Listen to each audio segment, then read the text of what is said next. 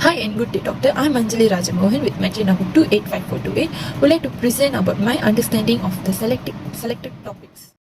First and foremost, the topic is given is about Islamic capital market.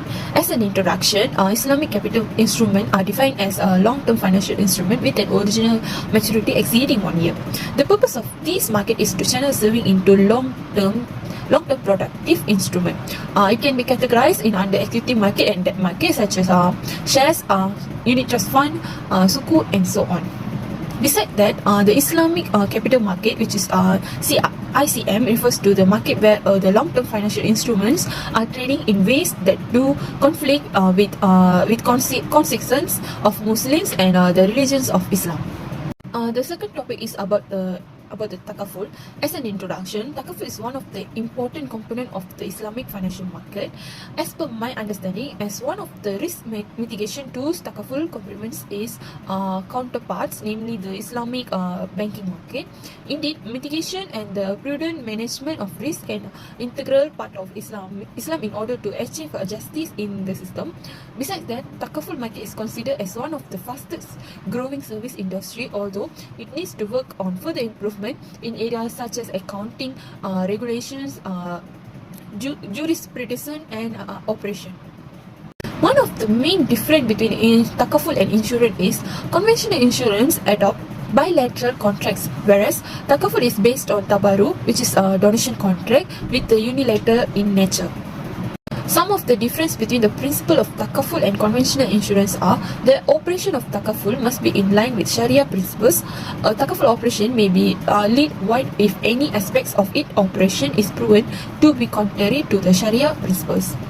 Besides that, the operation of takaful is generally based on the governing principle of al-mudarabah, profit and loss sharing financing technique, which is an alternative to the interest known as riba based financing technique as adopted by the conventional insurance practices.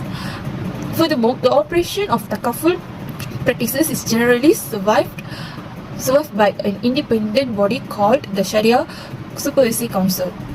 It is the duty of the council to advise the takaful operators in any given organization on the operation of the purpose of ensuring that no aspect of the components operation involve any element which is not approved by the Sharia principles. The third topic given is about Al-Rahnu. As an introduction, Al-Rahnu is an Islamic pawnbroking facility. It is defined as a charge on property or asset in respect of a debt. It provides an assurance of payment of such debt by the debtor to the creditor. It allows the holder of such asset to liquidate the asset and set it off against the debt once due as a result of default by the debtor. Besides that, the main objective of Al-Rahnu is to convince the owner to a debt that is right over the debt will not be lost. Should the debtor fail to settle the debt, as such, it can be used as a mechanism of financing without injury. The advantages of Al-Rahnu is, in terms of gender sensitivity, gold and jewelry are women's asset. According to Islam, women have rights over their belongings. A lot of women involved in small-scale business. Therefore, cooperatives offering the Al-Rahnu scheme are sensitive to women's needs and welfare. In terms of interest, it is interest-free and transparent, and customers are friendly counters. Besides that, all transactions are recorded clearly and secured safekeeping with the insurance coverage for their pawned items. Besides that, insurance of notice to customers also exist, and the excess from the auction will be returned to the customer. Last but not least, the question is about how would you apply that you have learned in this course to real life. Essentially, by taking this course, I am able to evaluate the principle of conventional banks and Islamic banks before proceeding with their services and choosing intelligently based on the benefits. Some of the advantages of Islamic banking are the dimensions of ethics and morality. The strong ethical and moral components of doing business and choosing commercial activity to fund play a key role in encouraging socially acceptable investment and better individual or company behavior. Besides that, Islamic banking also offers banking for everyone, which is Islamic banking while founded on Sharia principle. It is not exclusively to Muslims and it also open to all non-Muslims as well. Last but not least, discouraging speculation. Speculative transactions are source of volatility, and by definition, capital misallocation Islamic banks are barred from engaging in such activities. That's all from me now. Thank you, Doctor.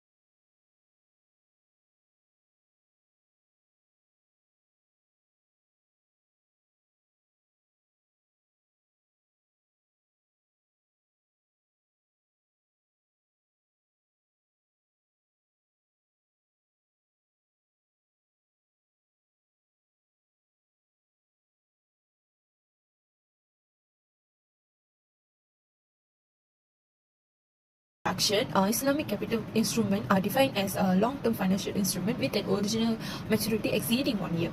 The purpose of this market is to channel saving into long-term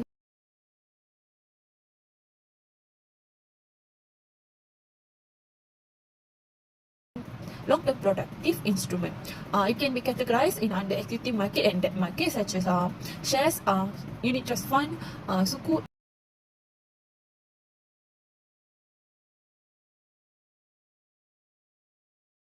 and so on.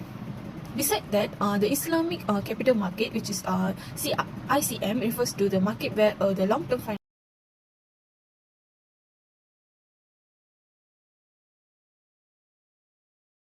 financial instruments are trading